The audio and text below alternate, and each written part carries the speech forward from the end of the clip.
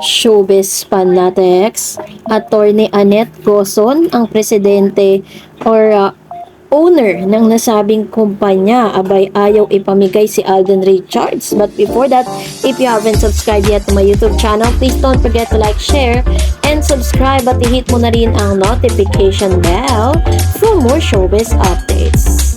Bago tayo of course magpatuloy sa ating updates for today's video, nais ko po muna magpasalamat sa lahat ng mga legit viewers, subscribers at ang lahat ng mga legit na nagmamahal at sumusubaybay sa lahat ng ating mga updates. Maraming salamat po.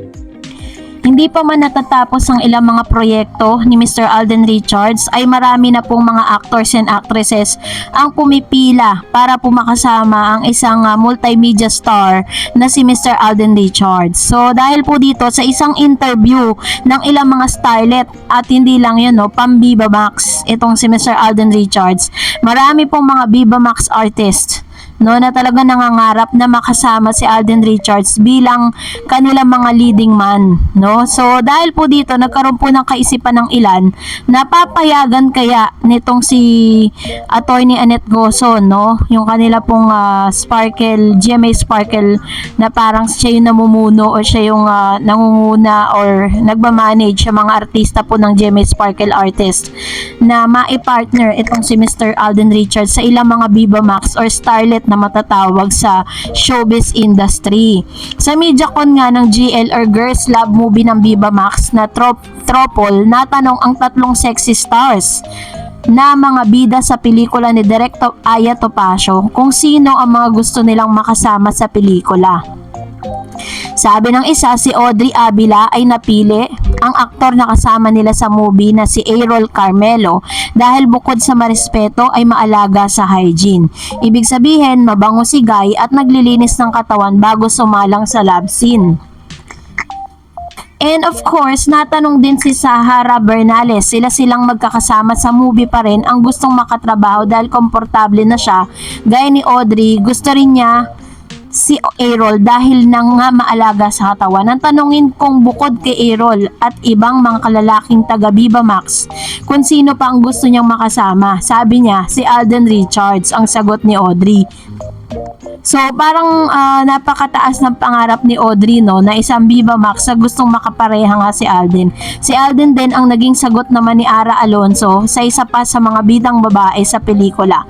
Anyway, streaming on September 6 sa Viva Max Tropol tungkol sa relasyon ng tatlong babae at Errol lang ang lalaki. Exciting, shocking, and daring ang mga eksena at tuwing natatapos ngang kuna ng eksena, tinatanong ng cast kung totoo bang nagawa nila ang pinapagawa ni Direk Aya sa kanila. Alam natin kapag Viva Max po yung mga movie, talagang may mga maiinit na eksena dyan, Kaya naman medyo napataas ang kilay ng ilang mga netizen at ng ilang mga Aldenatics na nangangarap na makasama siya sa isang movie. Alam niyo po, bago po umuli na parang magkaroon ng movie, itong si Alden at si Miss Catherine Bernardo, talagang marami pong pag-uusap. Kumbaga parang dumaan talaga sa napakahigpit na usapin bago po i-partner si Mr. Alden Richards sa ibang network. Ganun po kahigpit ang GMA Sparkle. Dahil syempre kung tutuusin kasi or kung i-rate natin si Alden Richards bilang artista po ng GMA, siya po yung nasa tinatawag na A-lister. Number 1 artista po yan. So sa lahat ng proyekto, laging priority ang Alden Richards. Kung hindi babagay sa kanya or hindi babagay sa kanya ang isang proyekto, binibigay sa iba. Talagang yung mga malalaking project ng GMA, talagang Alden Richards lagi ang una. So napaka-imposible naman na isabak siya sa Viva Max, 'di ba? Parang napaka-wholesome naman ni Alden Richards para ipasok sa mga ganong klase ng pelikula or ganong klase ng tema ng isang proyekto sa showbiz. Kaya naman sabi ng ilang mga Aldenatics at mga netizen ay mangarap na lang daw sila ng gising. So dahil dyan, mag-react naman tayo sa ilan sa mga komento ninyo patungkol naman sa ating latest update. Unang komento mula kay Ma'am si Josephine Jones. Sabi niya, this is Kat Den Channel.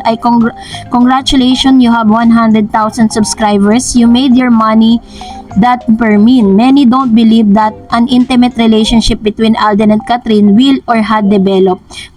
Quiet many fans have been believed or blinded who is real Alden. I believe in Jobert although I'm not fond of him.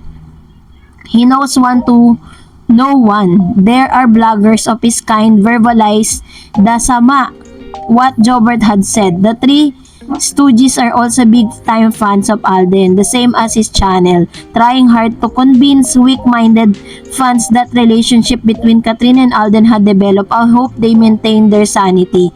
So, hindi natin alam kay Ma'am si Josephine kung naniniwala ba siya sa Kathryn or not kasi many times na nilalagpasan, maraming beses po kasi niyang sinasabi na she really believe no sa Kathryn. Pero may mga pagkakataon din na hindi siya naniniwala. So, saan ba talaga Ma'am si Josephine? Nalilito na kami sa'yo. So, anyways, tama naman yung sinabi niya yung kanyang assessment na parang si Jobert makakatniel. Si Miss Christopher Min naman, ang kanya po talagang inaay ay ang Kathryn. Kaya talagang magkakaroon ng pagsalungat dun po sa kanilang mga statement dito po sa kanilang channel. Kaya wag na tayo magtaka. Pinaka legit dyan is yung announcement na magaganap between Kathryn and Alden. Sabi pa ng isang viewer, naku po, wag kayo maniwala dyan kay Jobert, solid katniel yan. Sabi nga ni Alden, kung makita niya na ang babaeng para sa kanya o mamahalin niya, all out siya, itotodo niya yung pagmamahal niya. Which is true, narinig ko po yan sa kanyang isang interview na parang sinabi niya na pag nandun na daw siya into a relationship na siya, is talagang parang maglalaylo siya sa showbiz. Parang hindi na po girlfriend ang hanap ni Mr. Alden, ang hanap niya na talaga yung lifetime partner parang ganun kasi sa age niya, masasabi natin na he's ready to settle down. Nung tinanong nga siya na if he's really ready, sabi niya, yes, I am. Ganon yung sinabi niya sa kanyang interview. Kaya, no wonder kung bakit sobrang piling-pili at napakaingat ni Alden Richards when it comes to dun sa kanyang love life.